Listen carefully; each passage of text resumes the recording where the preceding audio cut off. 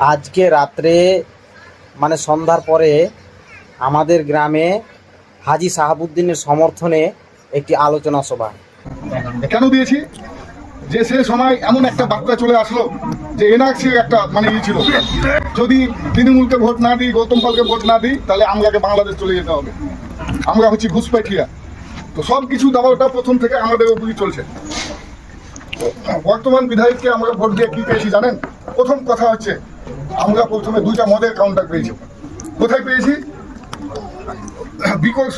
বিকোর নাম সবাই শুনেছেন, ওই জায়গাতে বাইপাস আছে, ওই বাইপাসে 2টা মদের কাউন্টার পেয়েছি আমরা। ওখানে আমাদের মুসলিম সমাজ বসবাস করছে, সম্পূর্ণ আমরা মুসলিম সমাজ। ওখান থেকে কিছুদিন হলো আমার একটা বন্ধুর বাবা, উনি হচ্ছেন হাজী সাহেব, নিচে জমি টমি দেখে রাস্তার উপরে হেঁটে আসতে গিয়ে হঠাৎ করে এমন এক মাতাল মদ খেলে কাউন্টার থেকে দিয়ে ওকে এমনভাবে অ্যাক্সিডেন্ট করলে মোটর সাইকেলে, সাথে সাথে স্পট ডেথ। এই নিয়ে 10 জনের এখন তার মৃত্যু হয়ে গেছে। কে মৃত্যু হলো? আমাদের সমাজের লোক।